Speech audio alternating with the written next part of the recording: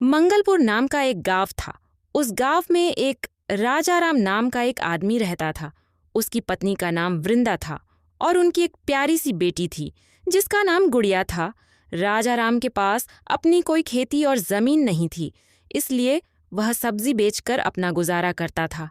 वह बहुत गरीब था, लेकिन अपने परिवार से बहुत प्यार करता था। वैसे तो वह गांव खेती की वजह से बहुत मशहूर था, क्योंकि शहर से लोग वहां आते थे।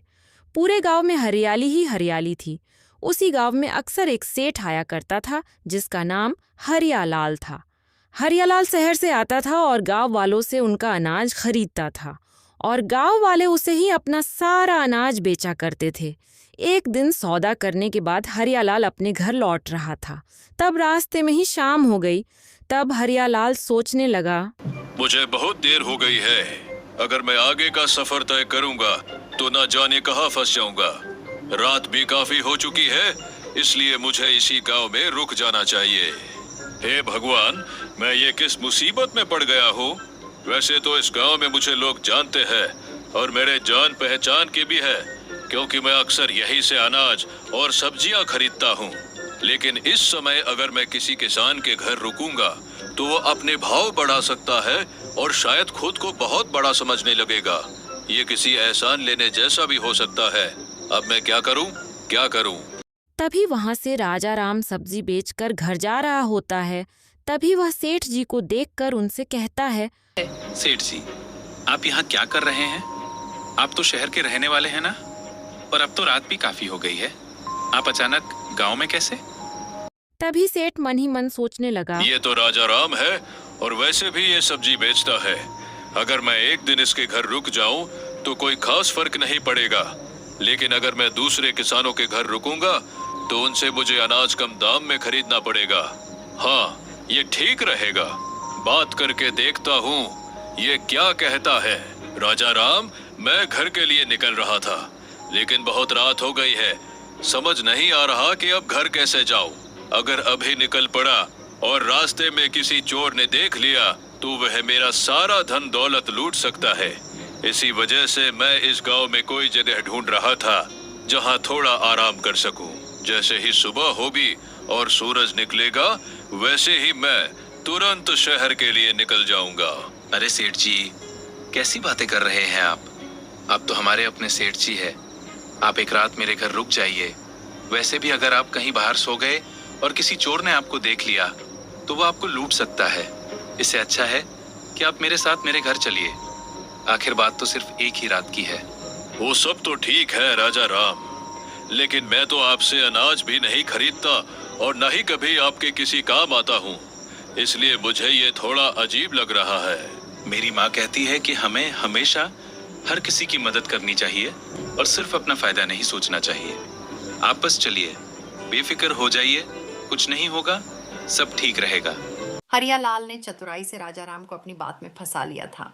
अब राजाराम हरिया सेठ को अपने साथ घर ले जा रहा था। घर पहुंचकर राजाराम अपने पत्नी से कहा, सुनो वृंदा, शहर के जो सेठ जी हैं वो घर जा रहे थे, लेकिन रात बहुत हो गई थी, इसीलिए मैंने उन्हें अपने साथ ही ले लिया। ये तो आपने अच्छा किया। ऐसे बड़े लोगों के काम जरूर आते हैं ताकि मुश्किल समय में वे हमारी मदद कर सके। बाकी मैंने खाना बना लिया है, थोड़ा ज्यादा ही बनाया था। मैं खाना लगा देती हूँ, उसके बाद हम सब मिलकर खा लेंगे। ये तो बहुत अच्छा हो गया। तुम तो बहुत समझदार निकली। चलो ठीक है, अब जल्दी से खाना लगा दो। इसके बाद वृंदा ने खाना सही तरह से तैयार कर लिया और उसे परोस दिया। फिर सब मिलकर खाना खाने लगे। खाना खाने के बाद हरिया सेठ आराम से लेट गया और चैन की नींद लेने लगा। अगले दिन राजाराम, तुम्हारे घर में रहकर मुझे बहुत अच्छा लगा। पता ही नहीं चला कि मैं तुम्हारे घर में था। ऐसा लग रहा था जैसे मैं अपने ही घर में हूँ।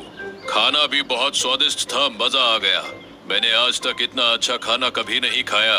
तुम्हारा धन्यवाद राजाराम। अब मैं चलता हूँ। कोई बात नहीं सेठ जी, आते रहिएगा। मुझे भी आपकी सेवा करके खुशी हुई। अब आप आराम से चले जाइए। इसके बाद हरिया सेठ वहाँ से शहर के लिए निकल गया। कुछ दिनों तक तो सब ठीक रहा।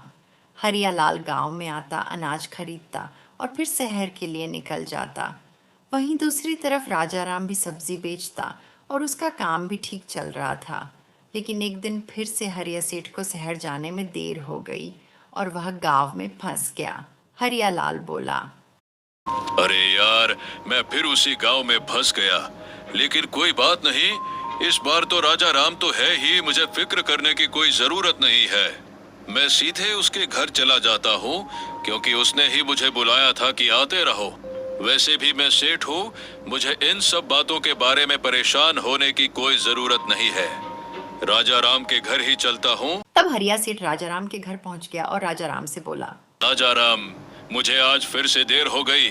मैं जानबूझकर ऐसा नहीं कर रहा हूँ, लेकिन मेरे पास कोई ठिकाना भी नहीं है। क्या आप मुझे एक और दिन अपने घर में जगह दे देंगे? कैसी बातें कर रहे हैं सेठ जी? आप तो हमारे गांव की शान है। आप ही हमारे गांव से अनाज खरीदते हैं, इसी वजह से हमारा गांव चलता है।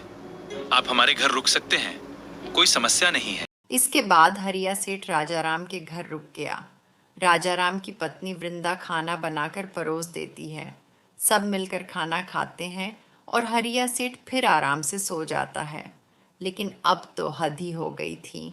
हरिया सेठ अपना ठिकाना ही राजा राम के घर बना लिया था। जब भी उसे देर हो जाती, वह बेफिक्र होकर सीधे राजा राम के घर चला जाता और राजा राम, जो थोड़ा भोला था, हमेशा हाँ बोल देता, जबकि सेठ चुपचाप सो जाता।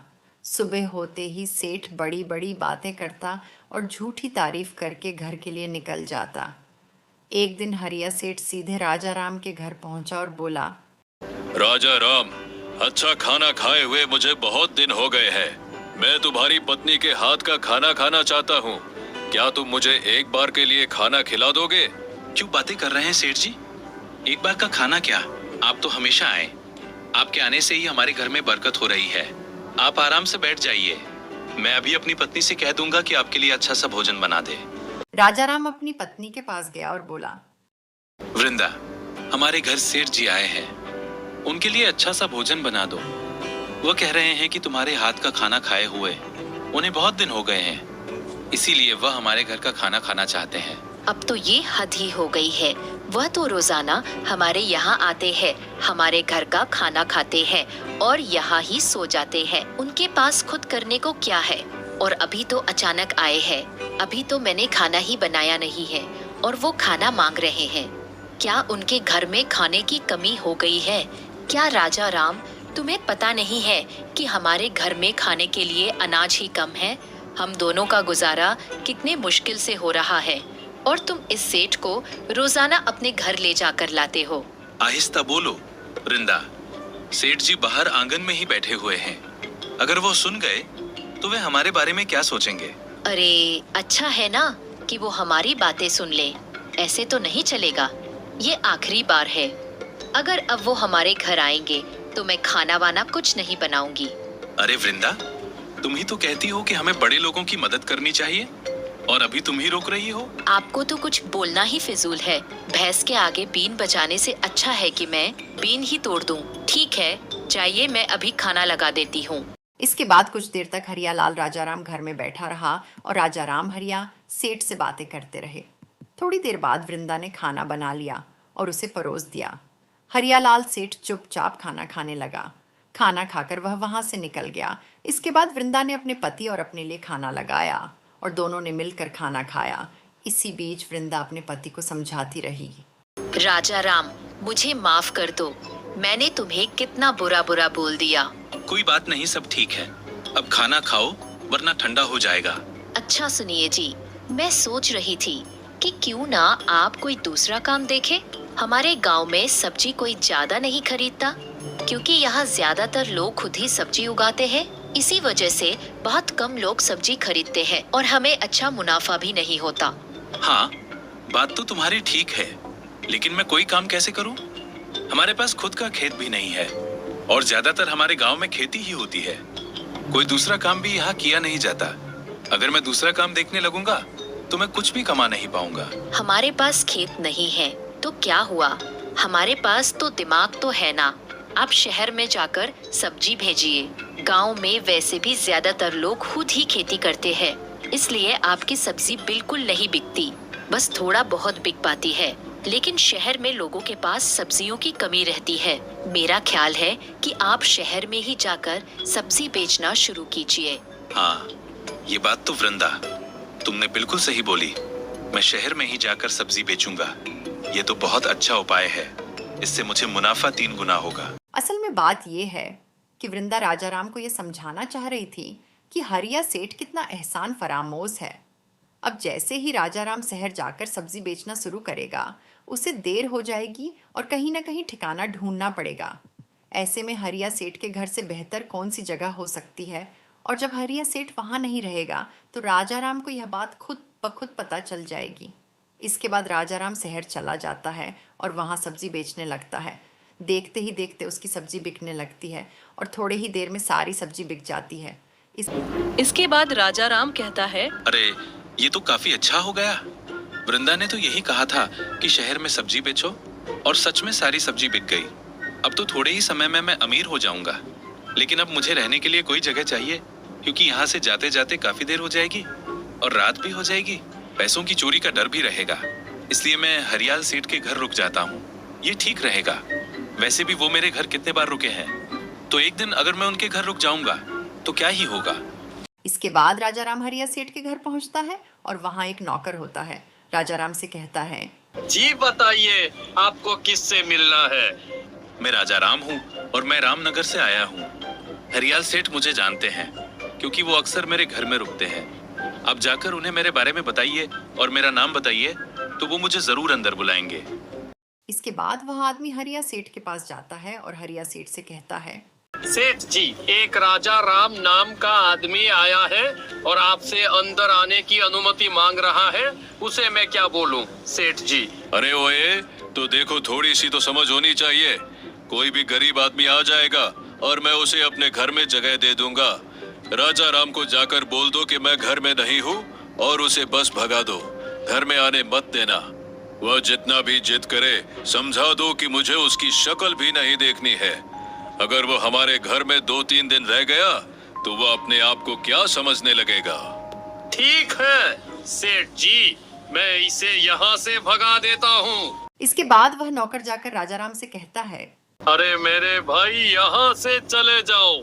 सेठ जी कह रहे हैं कि वो तुम्हारे जैसे गरीब आदमी को अपने घर में जगह नहीं दे सकते। तुम जाओ। अरे, तुम ये क्या बोल रहे हो? लगता है तुम झूठ बोल रहे हो।